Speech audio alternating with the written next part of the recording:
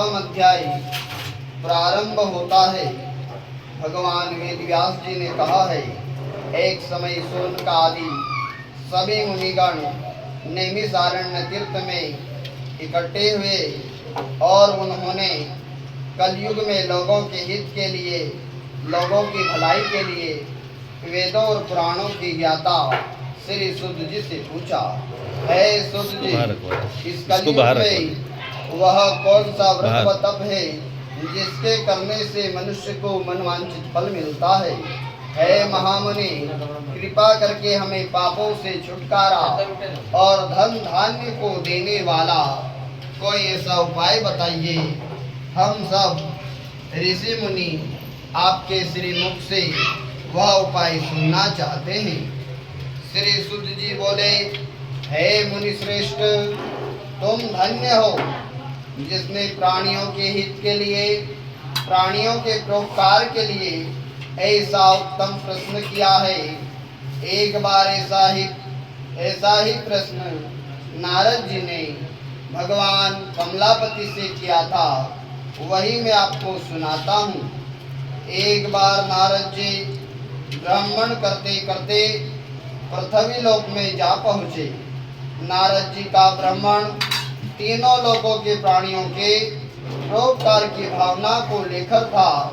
पृथ्वी लोक में जाकर नारद जी ने देखा कि वहाँ लोग तरह तरह के कष्ट भोग रहे हैं।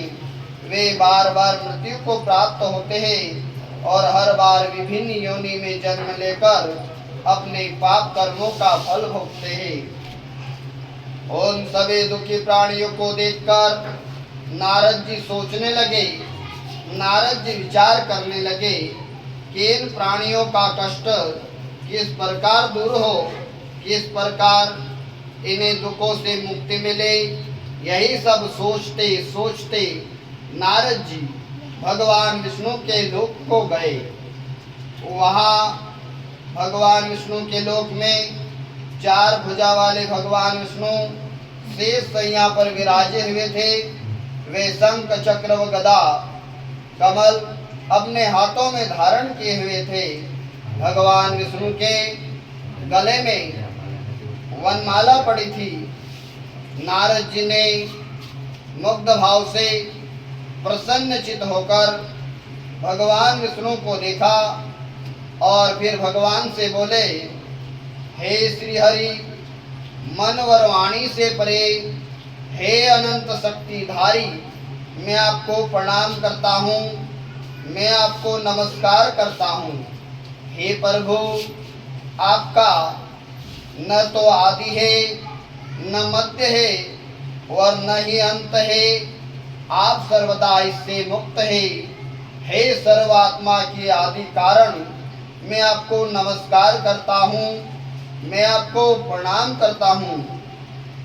नारद जी की स्तुति सुनकर भगवान विष्णु ने मुस्कुराते हुए नारद से पूछा, हे नारद, तुम्हारे मन में अवश्य ही कोई ऐसी बात होगी जिसके कारण तुम यहाँ पे वैकुंठ धाम को आए हो। मुझे सब कुछ बताओ। भगवान के ऐसे वचन सुनकर नारद जी ने कहा, प्रभु, मृत्यु लोक के सभी प्राणी अपने पाप कर्मों के कारण बार बार विभिन्न योनि में जन्म लेकर कष्ट भोग रहे हैं। हे भगवान, यदि आप मुझ पर कृपा रखते हो तो इन प्राणियों के दुखों को दूर करने का कोई छोटा सा उपाय बताइए। भगवान श्री विष्णु बोले, हे नारद, तुम हमेशा सबका हित चाहते हो, तुम सबकी भलाई चाहते हो। प्राणियों के कल्याण के लिए तुमने बड़ा ही उत्तम प्रश्न किया है। मैं तुम्हें बताता हूँ कि किस व्रत को करने से व्यक्ति मोह से छूट जाता है। हे नारद, जो व्रत मैं तुम्हें बताने जा रहा हूँ वह स्वर्ग और मृत्यु लोक दोनों में ही दुर्लभ है, किंतु तुम्हारे स्नेह के कारण, तुम्हारे प्रेम के कारण मैं तुम्हें इस व्रत का पूरा विधि विधान बताता हूँ। हे नारद, भगवान ने नारद जी से कहा है, हे नारद, भगवान सत्यनारायण का विधि पूर्वक व्रत करने से मनुष्य को तत्काल सुख प्राप्त होता है और अंत में प्राणी मोक्ष का अधिकारी हो जाता है। श्री विष्णु के मुख से ऐसे प्रीति युक्त वचन सुनकर नारद ने पूछा, प्रभु, इस व्रत को करने से क्या फल प्राप्त होता है? इसकी विधि क्या है, समय क्या है तथा पहले इसे किस किसने किया है? कृपा करके विस्तार पूर्वक बताइए। श्री विष्णु भगवान ने कहा, हे नारद, यह भगवान सत्यनारायण का व्रत दुख और शोक को दूर करने वाला है। इससे धन धान्य में वृद्धि होती है तथा सौभाग्य और संतान की प्राप्ति होती है। प्राणी को चारों दिशाओं में विजय श्री दिलाने वाले इस व्रत को व्यक्ति किसी भी दिन पूर्ण श्रद्धा व भक्ति से कर सकता है। सायंकाल में धर्म में पूरी आस्था रखते हुए सगे संबंधी कुटुंबे सहित किसी ब्राह्मण के सहयोग से भगवान सत्यनारायण का व्रत और पूजन करना चाहिए। सवाया प्रसाद बनाना चाहिए। प्रसाद में केले का फल, घी, दूध, गेहूं का आटा लेना चाहिए। यदि गेहूं का आटा उपलब्ध न हो तो चावल का ले और उसमें शक्कर के स्थान पर गुड़ मिला ले। यह सब मिलाकर सवाया बना नैवेद्य भगवान को अर्पण करें। इसके बाद कथा सुनकर प्रसाद ग्रहण करना चाहिए तथा ब्राह्मणों को दक्षिणा देनी चाहिए। बंधु बांधव सहित ब्राह्मणों को भोजन करवाकर खुद स्वयं भी भोजन करना चाहिए। प्रसाद ग्रहण करने के बाद में भजन कीर्तन करना चाहिए। फिर भगवान सत्यनारायण का स्मरण करते हुए सभी बंधु बांधव अपने घरों को प्रस्थान करें। इस प्रकार जो भी भगवान सत्यनारायण का व्रत और पूजन करता है उसकी सभी मनोकामनाएं अवश्य ही पूर्ण होती है। इस कलयुग में दुख और दरिद्रता से छुटकारा पाने का इससे कोई छोटा उपाय नहीं है। इते श्री स्कंदे पुराणे रेवाखंडे सत्यनारायण व्रत कथायो प्रथमो अध्याय समाप्तम। बोलो सत्यनारायण भगवान की जय। गोपाल कृष्ण भगवान की जय। द्वारकाधीश भगवान की जय। सद्गुरु भगवान की जय। श्री सत्यनारायण व्रत कथा का द्वितीय अध्याय प्रारंभ होता है। दूसरे अध्याय में सूत जी बोले, हे मुनीश्वर, पहले इस व्रत को किस किस ने किया है, अब मैं तुम्हें इस विषय में बताता हूँ, सुनिए।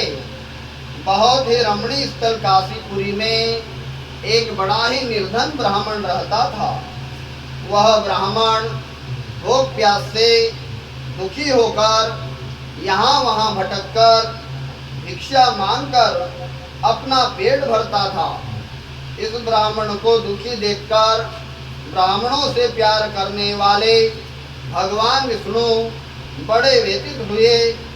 फिर एक दिन वे भगवान विष्णु बूढ़े ब्राह्मण का वेश धारण कर इस पृथ्वी पर आकर उस ब्राह्मण से बोले, हे विप्र, तुम इतने दुखी होकर इस पृथ्वी पर क्यों भटक रहे हो? कृपा कर मुझको अपनी विपदा बताओ। ब्राह्मण बोला, हे बंधु, मैं अत्यंत निर्धन हूँ और दुखी हूँ। क्या आप इस निर्धनता से मुक्त होने का कोई उपाय जानते हो? यदि जानते हो तो कृपा करके मुझको बताइए, मैं वह उपाय अवश्य ही करूँगा ताकि मुझे इस कष्टपूर्ण जीवन से मुक्ति मिले।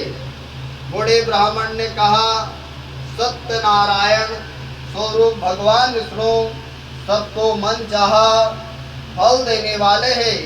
अतः हे विप्र, तो मुनि का उत्तम व्रत व पूजन करो। भगवान सत्यनारायण का व्रत व पूजन करने से मनुष्य के सभी दुख दूर हो जाते हैं। हे भगवान, गरीब ब्राह्मण ने कहा, कृपया मुझे इस व्रत का विधि विधान बताइए। आपके अनुसार मैं उत्तम फल प्रदान करने वाले इस व्रत को अवश्य ही करूँगा। बूढ़े ब्राह्मण वेशधारी भगवान विष्णु ने उसे सत्यदेव भगवान के व्रत पूजन का विधान बताया और भगवान विष्णु अंतर ध्यान हो गए। निर्धन ब्राह्मण ने मन ही मन संकल्प लिया कि वह बूढ़े ब्राह्मण द्वारा बताया गया व्रत अवश्य ही करेगा। इन्हीं विचारों के कारण उस गरीब ब्राह्मण को रात भर नींद नहीं आई। दूसरे दिन वह गरीब ब्राह्मण इस संकल्प के साथ भिक्षा के लिए निकला, जो भी भिक्षा में मिलेगा उससे मैं भगवान सत्यनारायण का व्रत व पूजन करूंगा। उस दिन उस गरीब ब्राह्मण को जो फेरी के लिए जाता था तो कुछ कम मिलता था, परंतु उस रोज संकल्प के साथ जाने से उस गरीब ब्राह्मण को चौगुना लाभ प्राप्त हुआ। उसी से ब्राह्मण ने अपने सगे संबंधी कुटुंबी को बुलाकर किसी ब्राह्मण के सहयोग से भगवान सत्यनारायण का व्रत और पूजन करवाया। व्रत के प्रभाव और भगवान सत्यदेव की कृपा से वह गरीब ब्राह्मण संपत्तिवान हो गया, धनवान बन गया। तब से उस ब्राह्मण ने प्रति माह भगवान सत्यनारायण का व्रत व पूजन करना प्रारंभ कर दिया और अंत में वह ब्राह्मण सब पापों से मुक्त होकर मोक्ष को प्राप्त हुआ। हे विप्रो, इस प्रकार पृथ्वी पर जो कोई भी श्रद्धा पूर्वक भगवान सत्यनारायण के व्रत को करेगा उसके सभी दुख भगवान सत्यनारायण दूर कर देंगे। श्रीमन नारायण ने यही वचन नारद जी से कहे थे। अब आप लोग बताइए और क्या जानने की इच्छा है। तब ऋषिगणों ने पूछा, हे सूत जी, अब यह बताइए कि आगे चलकर ब्राह्मण के बाद किस किसने भगवान सत्यनारायण के व्रत पूजन को किया है, यह जानने की हमारी प्रबल इच्छा है। सूत जी बोले, उस ब्राह्मण से सुनकर आगे यह व्रत किन किन लोगों ने किया है यह भी ध्यान पूर्वक सुनो। वह ब्राह्मण धन धान्य से भरपूर होकर एक बार भगवान सत्यनारायण का व्रत और पूजन कर रहा था कि एक लकड़हरा वहां आया। लकड़ी का बोझ बाहर रखकर वह प्यास बुझाने के उद्देश्य से लकड़हरा ब्राह्मण के घर गया। वहां उसने ब्राह्मण को देखा जो अपने सगे संबंधी कुटुंब सहित भगवान श्री सत्यनारायण का व्रत और पूजन कर रहा था। वह सब देखकर लकड़हरे को बड़ी उत्सुकता हुई, प्रसन्नता हुई। उसने ब्राह्मण को प्रणाम करके पूछा, हे प्रभु, हे ब्राह्मण देव, आप यह किसका पूजन कर रहे हैं और इस पूजन का क्या फल प्राप्त होता है? कृपा कर विस्तार पूर्वक मुझे भी बताइए। तो ब्राह्मण बोला, हे भाई लक्कड़हरे, यह हम भगवान सत्यनारायण का व्रत वर पूजन कर रहे हैं। सत्यदेव भगवान का यह व्रत सभी मनोकामना को पूर्ण करने वाला और शुभ फलदायी है। उन्हीं की कृपा से मेरे घर में यह सब धन धान्य और सुख वैभव है। यह जानकर लक्कड़हरा बहुत प्रसन्न हुआ। वह लक्कड़हरा प्रसाद ग्रहण करके तथा जल पीकर बाहर आया और अपना गट्टर उठाकर लकड़ी बेचने के लिए लक्कड़हरा शहर की ओर चल दिया। रास्ते में चलते चलते लक्कड़हरे ने विचार किया कि आज यह लकड़ियां बेचकर जो भी धन प्राप्त होगा उससे मैं भी भगवान सत्यनारायण का व्रत व पूजन करूंगा। यह संकल्प कर वह लक्कड़हरा उस बस्ती की ओर चल दिया जहाँ नगर के अमीर लोग रहते थे। भगवान सत्यदेव की कृपा की ऐसी कृपा हुई कि उस दिन उस लक्कड़हरे को जो गुना दाम प्राप्त हुआ, लक्कड़हरे ने प्रसन्न होकर पके केले, शक्कर, घी, दूध और गेहूं का आटा सवाया बनवा कर खरीद लिया और वह लक्कड़हरा अपने घर के ओर चल पड़ा। लक्कड़हरे ने अपने सगे संबंधी कुटुंबी को बुलाया और किसी ब्राह्मण के सहयोग से भगवान सत्यनारायण का व्रत और पूजन करवाया। व्रत के प्रभाव से वह लक्कड़हरा पुत्रवान और धनवान बन गया। फिर वह लक्कड़हरा इस लोक में चिरकाल तक सुख भोग कर अंत में भगवान सत्यनारायण की कृपा से भगवान सत्यनारायण के लोक को चला गया। इति श्री स्कंदे पुराणे रेवाखंडे सत्यनारायण व्रत कथायो द्वितीय अध्याय समाप्तम। बोलो सत्यनारायण भगवान की जय। गोपाल कृष्ण भगवान की जय। द्वारकाधीश भगवान की जय। सद्गुरु भगवान की जय। श्री सत्यनारायण व्रत कथा का तृतीय अध्याय प्रारंभ होता है। सूत जी बोले, हे मुनियों, अब मैं इससे आगे की कथा सुनाता हूँ, ध्यान पूर्वक सुनो। पूर्व काल में पहले समय में उल्कामुख नाम का एक बुद्धिमान राजा था। वह राजा बड़ा ही जितेंद्री एवं सत्यवादी था। वह नित्य प्रति रोज मंदिरों आदि में जाकर ब्राह्मणों को दान दक्षिणा देकर वह राजा बहुत प्रसन्न रखता था। उसकी रानी बड़ी पतिव्रता और सुमुखी थी। एक बार वे राजा रानी भद्रशिला नदी के तट पर भगवान सत्यनारायण का व्रत व पूजन कर रहे थे। उसी समय साधु नामक वेश्य धन धान्य से भरी नौका लेकर वहां पहुंचा। साधु साहूकार ने नाव को किनारे पर लगाकर व्रत पूजन में व्यस्त राजा रानी को देखा। फिर उनके निकट जाकर विनय पूर्वक राजा से बोला, हे राजन, आप इतने भक्ति भाव से किस देवता का पूजन कर रहे हैं?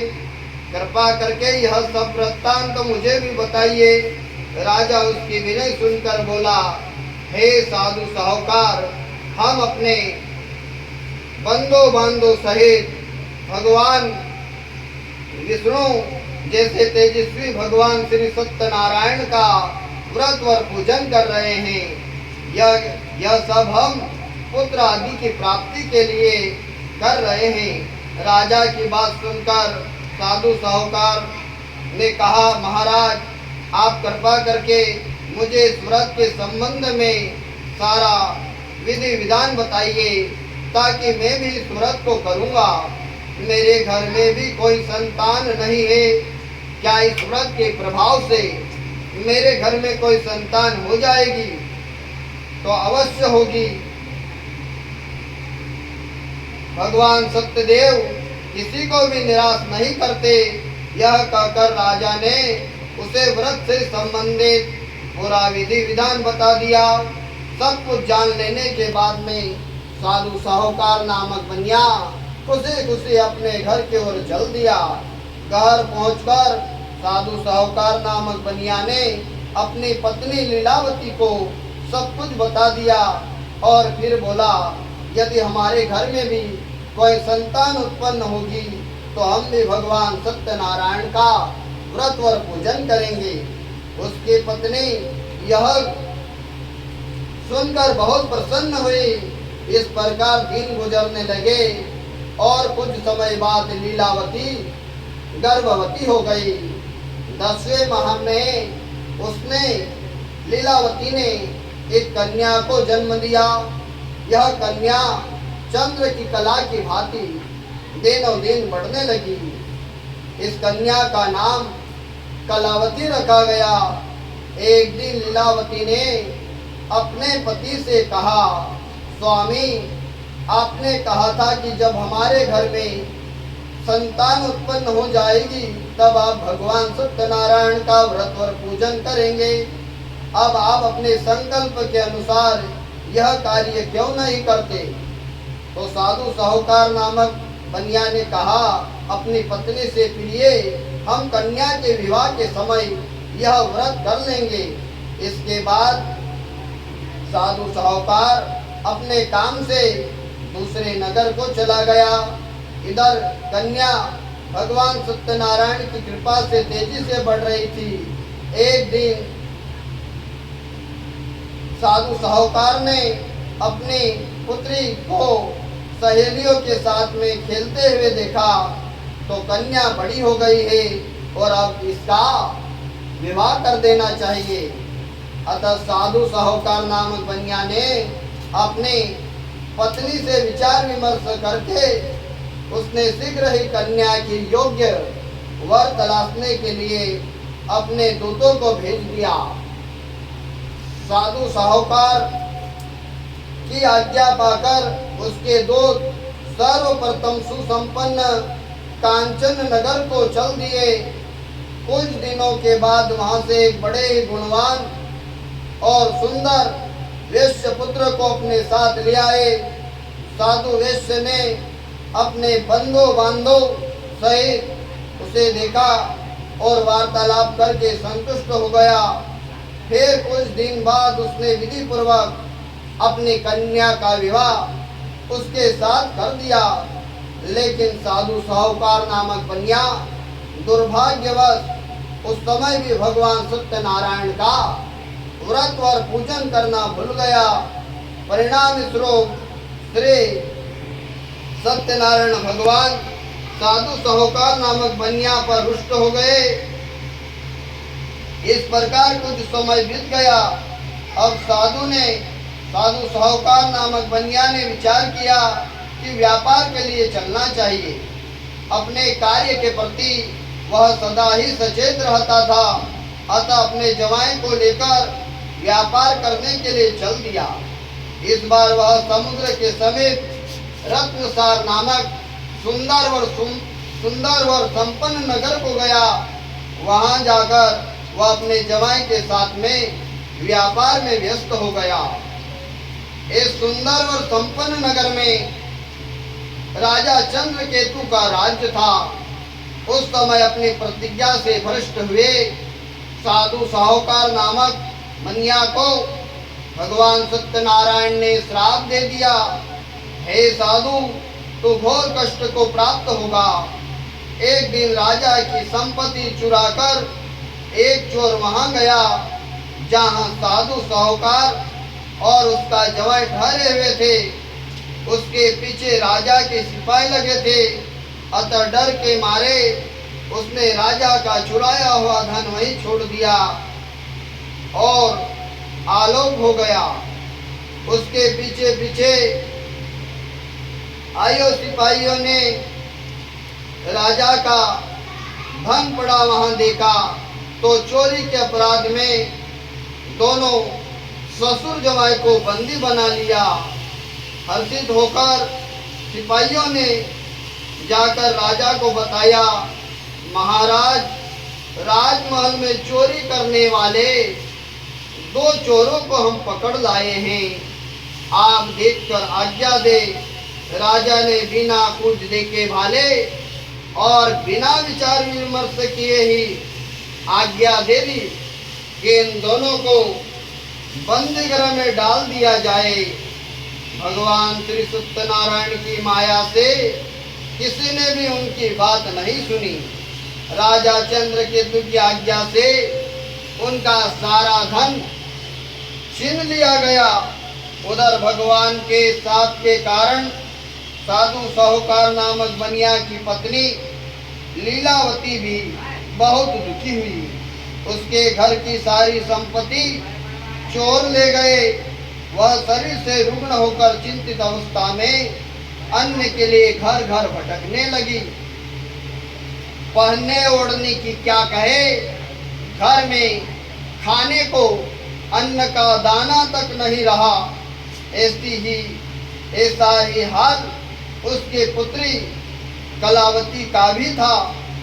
एक दिन भूखी प्यासी कलावती एक ब्राह्मण के यहाँ गई, जहाँ उसने भगवान सत्यनारायण जी का व्रत और पूजन होते हुए देखा। उसने वहाँ बैठकर बड़ी श्रद्धा से भगवान सत्यनारायण की कथा को सुनी और प्रसाद लेकर रात को अपने घर गई। घर आने पर उसकी माँ ने पूछा, बेटी इतनी रात तक तू कहाँ गई थी तथा तेरे मन में क्या विचार है? कलावती ने माँ को बताया, मैंने एक ब्राह्मण के घर सभी मनोकामनाओं को पूर्ण करने वाले भगवान श्री सत्यनारायण जी का व्रत होते हुए देखा है। मैं वही थी और श्रद्धा पूर्वक भगवान सत्यनारायण की कथा का श्रवण कर रही थी। कन्या की बात सुनकर साधु साहूकार की पत्नी को तत्काल याद आ गया कि उसके पति साधु साहूकार नामक बनिया ने भगवान सत्यनारायण का व्रत पूजन करने का संकल्प लिया था, किंतु आज तक उसने नहीं किया। इसलिए हमारे पर यह संकट आ गए हैं। यह सोचकर लीलावती ने तत्काल निर्णय लिया कि वह अपनी पुत्री कलावती के साथ भगवान सत्यनारायण का व्रत और पूजन को करेगी। दूसरे ही दिन लीलावती ने अपने बंधु बांधु के साथ व्रत किया और भगवान सत्यदेव से प्रार्थना की कि उसके पति व जवाई सकुशल लौट आए और भगवान सत्यनारायण उनके अपराध को क्षमा करे। लीलावती द्वारा किए गए व्रत और उनकी प्रार्थना को सुनकर भगवान सत्यनारायण उस पर प्रसन्न हो गए। उसी रात उन्होंने स्वप्न में राजा चंद्रकेतु को दर्शन देकर आज्ञा दी, हे राजा, सवेरे होते ही इन दोनों वेश्यों को मुक्त कर दे तथा उनका छीना हुआ धन भी वापस लौटा दे।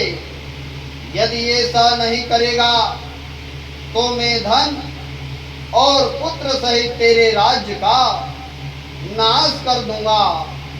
इतना कहकर भगवान अंतर ध्यान हो गए।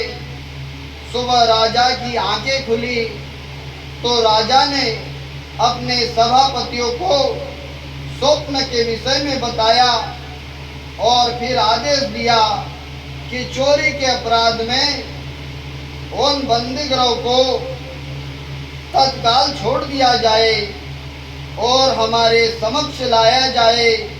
सिपाही आदर सहित उन दोनों को राजा के समक्ष लाए। दोनों ने नम्रता से राजा को नमस्कार किया। वे डर रहे थे कि राजा न जाने अब और क्या आज्ञा दे दे, लेकिन उन्हें देखकर बड़े ही आदर भाव से राजा ने कहा,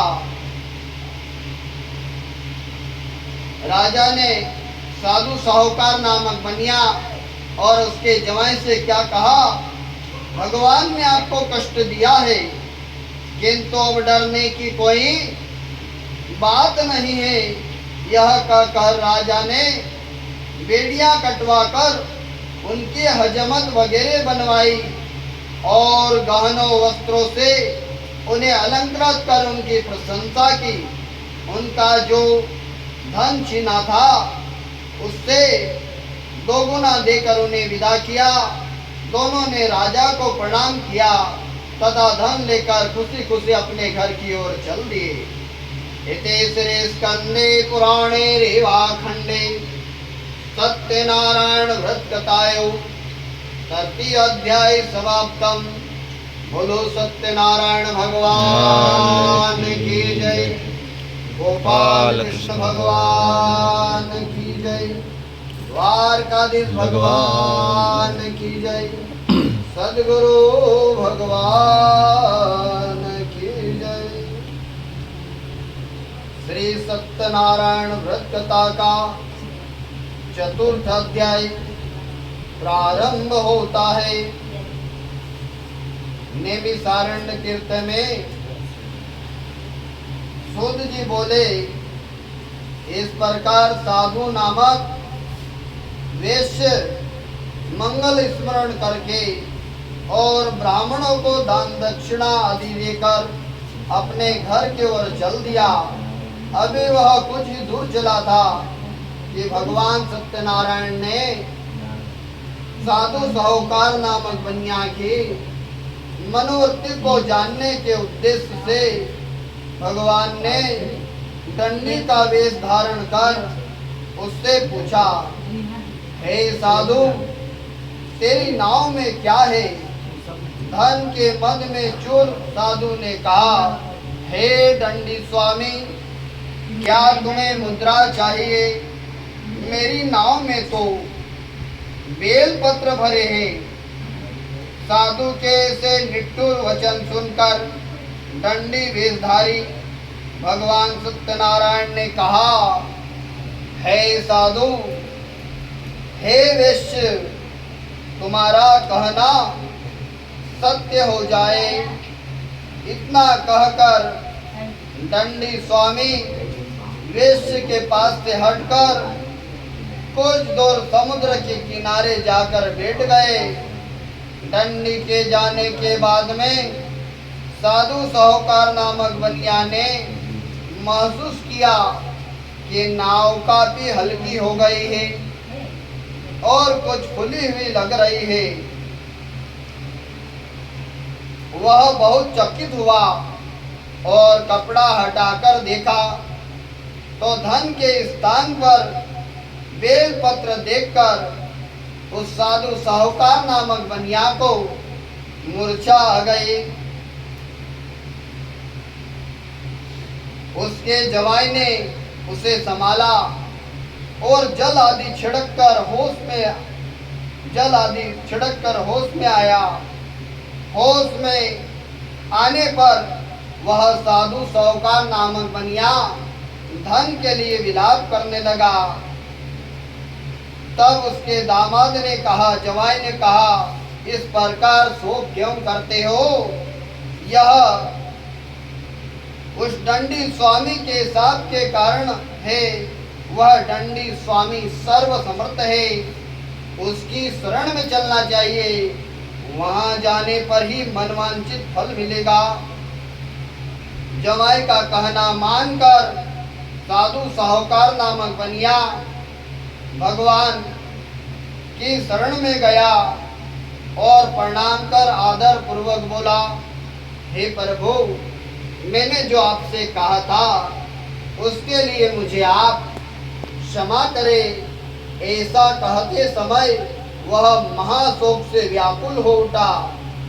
साधु साहूकार नामक बनिया को रोते हुए देखकर भगवान ने कहा, स्वामी ने कहा, रो मत, सुनो साधु, तुम मेरी पूजा से विमुख हुए हो।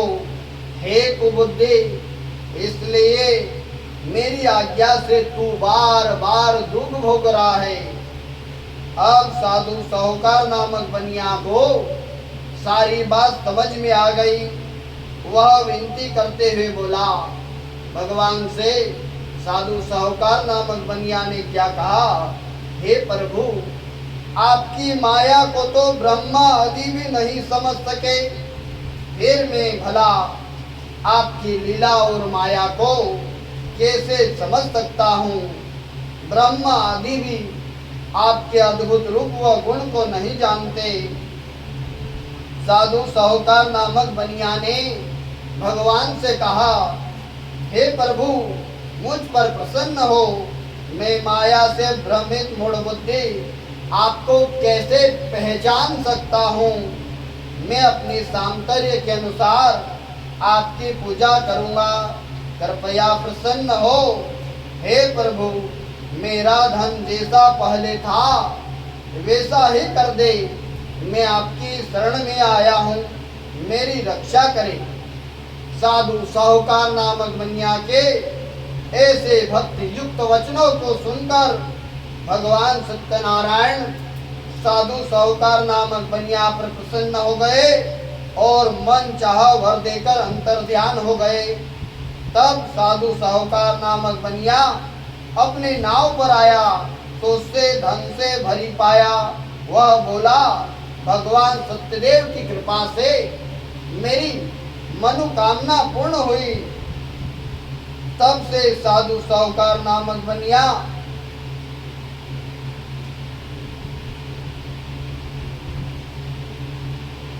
फिर उसने अपने जवाई और साथियों सहित भगवान सत्यनारायण की पूजा की। भगवान सत्यदेव की कृपा पाकर साधु बहुत प्रसन्न हुआ। फिर नाव द्वारा अपने देश की ओर चल दिया। अपने नगर के तट पर पहुंचकर उस साधु साहूकार नामक बनिया ने अपने सेवक को अपने घर भेज दिया। दूत ने साधु साहूकार नामक बनिया के घर जाकर बताया कि आपके पति व जवाई सकुशल लौट आए हैं। यह जानकर साधु की पत्नी लीलावती अति प्रसन्न हुई। उस समय वह अपनी पुत्री के साथ में भगवान सत्यनारायण का व्रत व पूजन कर रही थी। कथा समाप्त कर उसने लीलावती ने प्रसाद ग्रहण किया और अपनी पुत्री कलावती से बोली, बेटी, मैं जाकर तेरे पिताजी को देखती हूँ तो प्रसाद ग्रहण करके आ जाना। कहकर वह चली गई। कन्या कलावती ने काम समाप्त किया और बिना प्रसाद व चरणामृत लिए वह कलावती भी अपने पति को मिलने के लिए चल दी।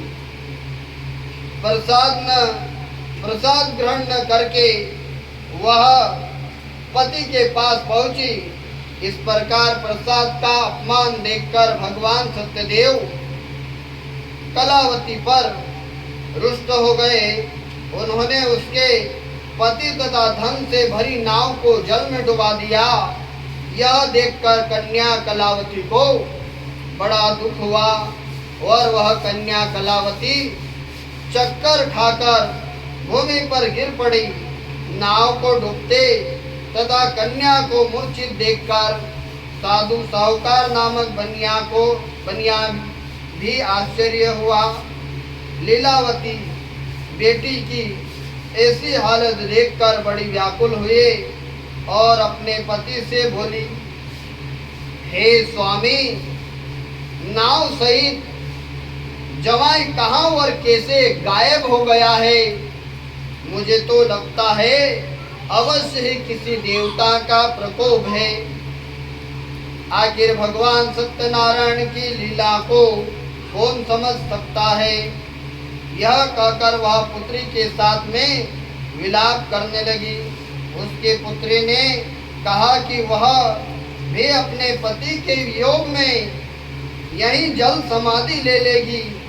यह देखकर साधु बहुत दुखी हुआ, परंतु साधु साहूकार नामक बनिया को समझते हुए देर नहीं लगी। यह भगवान सत्यदेव के कुपित हो जाने के कारण हुआ है। पुत्री या पत्नी से कोई भूल हुई होगी। आखिर उनकी लीला और माया को कौन समझ सकता है। मैं स्वयं भी उसकी माया से मोहित हूँ। उसने उन्हें अपने पास बुलाकर अपनी शंका व्यक्त की और बोला, मैं विधि विधान से भगवान सत्यनारायण का व्रत और पूजन करूंगा, वे मेरी पुत्री को क्षमा करें। वह बार बार भगवान से क्षमा याचना करने लगा तो भगवान सत्यदेव उस पर प्रसन्न हो गए। तभी भविष्यवाणी हुई, हे साधु, तेरी पुत्री मेरा प्रसाद छोड़कर अपने पति को देखने के लिए आई थी, इसी कारण इसका पति नौका सहित अदृश्य हो गया है। यदि यह घर जाकर प्रसाद ग्रहण करके वापस आ जाए तो इसका पति अवश्य इसे मिल जाएगा। साधु की पुत्री ने भी भविष्यवाणी को सुना है। वह कलावती तत्काल घर गई और प्रसाद ग्रहण किया। जब कन्या कलावती लौट कर आई तो उसका पति उसको सही सलामत उपस्थित मिल गया। यह देखकर वह कलावती बहुत प्रसन्न हुई और अपने पिता से बोली, हे पिताजी, अब घर को चलिए, अब क्या देर है। हे बेटी, हमें भगवान सत्यदेव का पूजन करना है। कहकर साधु साहूकार नामक बनिया ने सबके साथ मिलकर भगवान सत्यनारायण की कथा वो पूजन किया। फिर अपने बंधु बांधो व जवाई सहित घर आ गया। उस दिन के बाद से वह साधु साहूकार नामक बनिया प्रत्येक पूर्णिमा व संक्रांति को भगवान सत्यनारायण का व्रत और पूजन करते हुए इस पृथ्वी पर अनेक सुखों को भोगता हुआ अंत में भगवान सत्यनारायण की कृपा से भगवान सत्यनारायण के लोक को चला गया। तीसरी स्कंदे पुराणे रेवाखंडे सत्यनारायण व्रत कथायो चतुर्थ अध्याय समाप्तम। बोलो सत्यनारायण भगवान की जय। गोपाल कृष्ण भगवान की जय। द्वारकाधीश भगवान की जय। सद्गुरु भगवान की जय। श्री सत्यनारायण व्रत कथा का पंचम अध्याय प्रारंभ होता है। सूत जी ने कहा है, हे मुनिगणों, सुनो, अब मैं तुम्हें इससे आगे की कथा सुनाता हूँ। तुंगध्वज नामक एक राजा था जो अपनी प्रजा की संतान की भांति पालन पोषण करता था, किंतु भगवान सत्यनारायण का प्रसाद न लेने से उसे भी बहुत दुख उठाने पड़े। एक दिन राजा शिकार खेलने के लिए वन में गया, जहाँ उसने बहुत से जीवों का शिकार किया। वहीं एक वट वृक्ष के नीचे कुछ ग्वालों को भगवान सत्यनारायण का व्रत और पूजन करते हुए देखा, किंतु वह राजा गर्व के कारण न तो वह पूजन स्थल तक गया और न ही भगवान को प्रणाम किया। फिर भी गोप ग्वाल वाल प्रसाद लेकर राजा के पास गए। प्रसाद राजा के पास रखकर वे ग्वाल बाल पूजन स्थल को वापस लौट गए। राजा ने प्रसाद की ओर देखा भी नहीं, जिसके कारण उस राजा को बड़ा ही दुख भोगना पड़ा। उसके 100 पुत्र, धन धान्य व राज्य सभी कुछ नष्ट हो गया। अतः राजा वहीं पहुंचा जहां भगवान सत्यदेव का पूजन हो रहा था। वहां जाकर राजा ने ग्वाल वालों के संग भगवान सत्यनारायण का व्रत और पूजन किया और भगवान सत्यनारायण से क्षमा याचना की।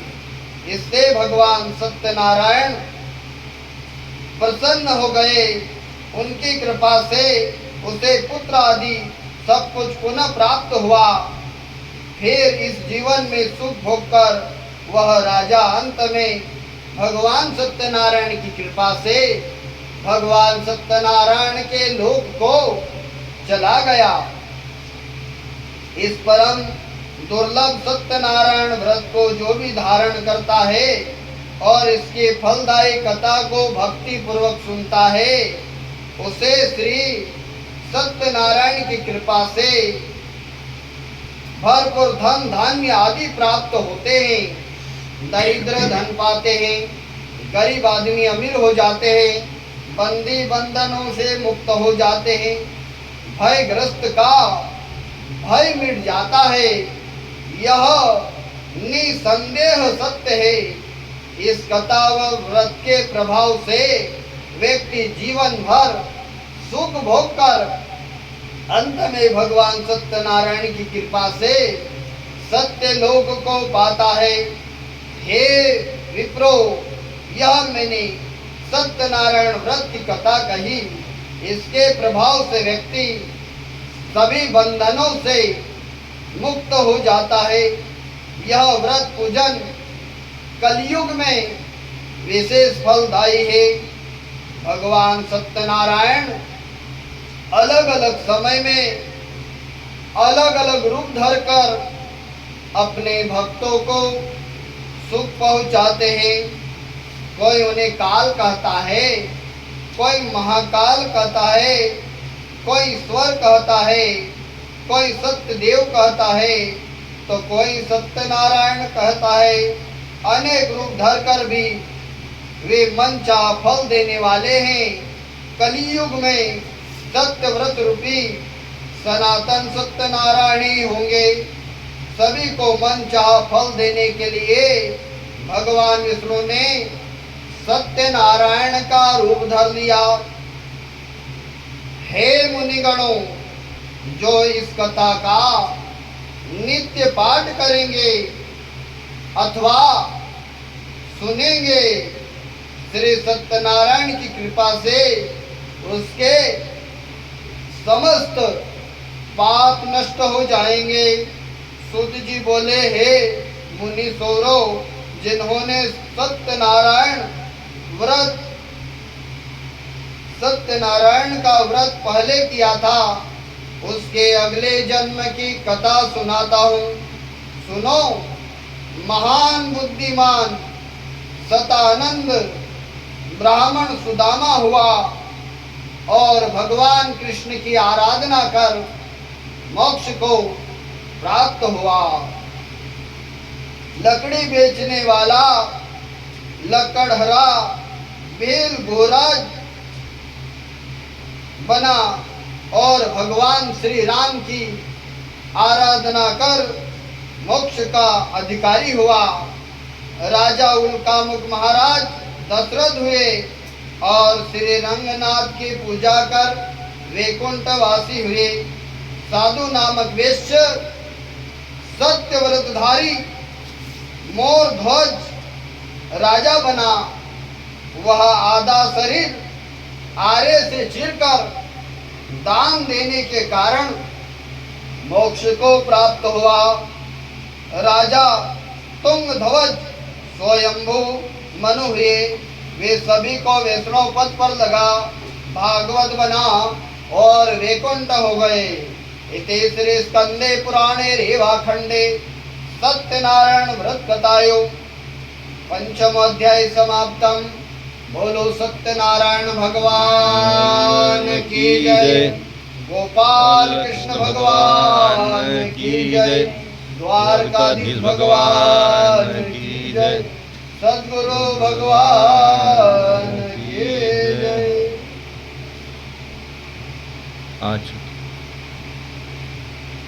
आच्युतं केशवं रामनारायणम् आच्युतं केशवं रामनारायणं कृष्णदामोदरं वासुदेवं भजे श्रीधरं माधवं गोपिकावल्लभं श्रीधरं माधवं गोपिकावल्लभ श्रीजानकी विनायकं श्रीरामचन्द्रं भज श्रीराधिका विनायकं श्रीकृष्णचन्द्रं भजे गोपाल कृष्ण भगवान की जय।